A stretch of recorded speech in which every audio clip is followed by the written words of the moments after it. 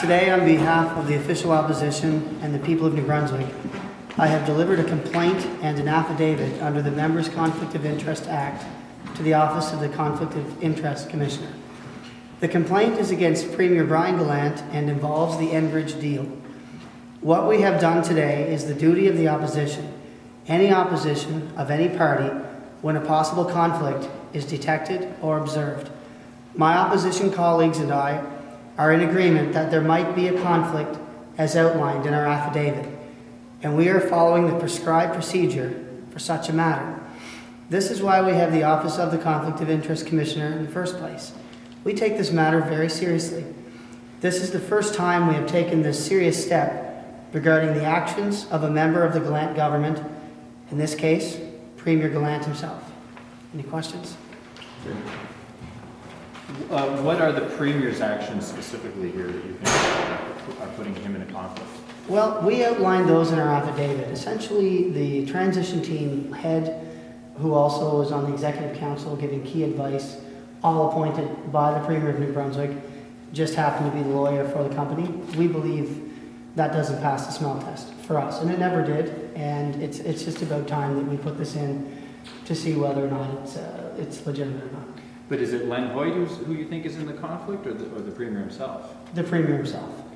And what is his conflict, and where do his private interests come into it?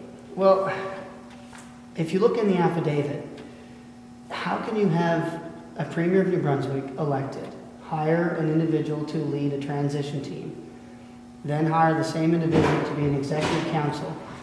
The Premier is the head of executive council, right? So this is where we think the conflict lies. He's not only Premier, he's the head of the executive council, and he's appointed the person from the transition team to be with him on executive council, providing advice for key files. One of the biggest files they had is Enbridge, and that same individual that he appointed just happens to be the lawyer. To me, it does not add up. I felt obligated to do this. The Conflict Act specifically says that the elected member has to be benefiting, like their private interest has to be benefiting for there to be a conflict. What would the private interest of the Premier be as opposed to Len Hoyt? Not exactly certain. Not exactly certain on that. But, I mean, why would he do it? Why would the Premier of New Brunswick, why couldn't they just repeal our old legislation and move it to 2019 to get a better deal? I mean, why go through this process of appointing this individual throughout his tenure and then signing off on a deal that could have easily been put off? They could have easily repealed what we had done. That deal was supposed to be running till 2019, and then they would have had to have no choice but to negotiate a new one. Something is inherently wrong with this situation. I can't tell you exactly. That's why I've presented this today with an affidavit to see, if we're onto something, if we're right. We believe there's something there as an opposition.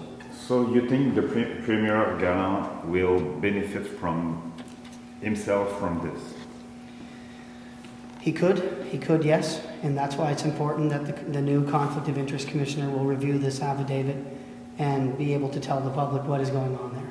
So you said he could, but to be recognized as a conflict of interest, he should, no? He should have some interest. I agree. Okay. And that's why, I can't tell you, we don't know everything for sure, right? I've been the lead on this file as energy critic, and I'm telling you, there's something way off with this file. I mean, they could have easily just repealed the old legislation. Then lawsuits are off the table. I mean, they could have easily started over. They didn't. Why didn't they? Was there something to gain? Well, there must have been. Why would they bother? Why wouldn't they just repeal the old legislation and start over and forge a new deal instead of a 50-year monopoly? And we think there's conflict of interest here. We do. And that's why.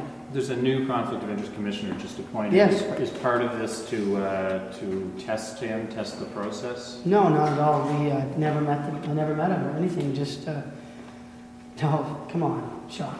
This isn't to test somebody. I mean, obviously, the guy's, qualified, worthy of the position. This is because we, as an official opposition, believe that the Premier of New Brunswick could very well be in a conflict of interest. So we're doing our job. We have to do our job as, on behalf of the people of New Brunswick, to detect and make sure that make sure he isn't, really. You know what I mean? It's our duty to put this in. This file is, I mean, I'm telling you, I've worked on a lot of files, and this one it eludes most people because they don't burn natural gas and they have no clue how it might affect them, either today or in the future. And it eludes most of the media most of the time because there seems to be so many other things to talk about. But for me, in my 7 years experience, it's the one file that I've reviewed that just makes no sense to me whatsoever. And when you look at the appointments the Premier has made to his transition team and to his Executive Council office, and then you look at who's associated with this company, and then when I review the other things they could have done as opposed to doing what they did, something isn't right. And that's why we've done this today. The existing conflict laws apply to elected members, deputy ministers, Crown CEOs, and executive assistants. Should it be expanded to cover people doing like what Len Hoyt is doing, coming in as a consultant or advisor?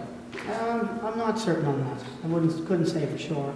I mean, premiers have historically appointed people who they've wanted to appoint, but this one just doesn't. There's just something wrong there. And that's why we put in this conflict of interest with the affidavit. Any questions on the deal or anything? One thing at a time.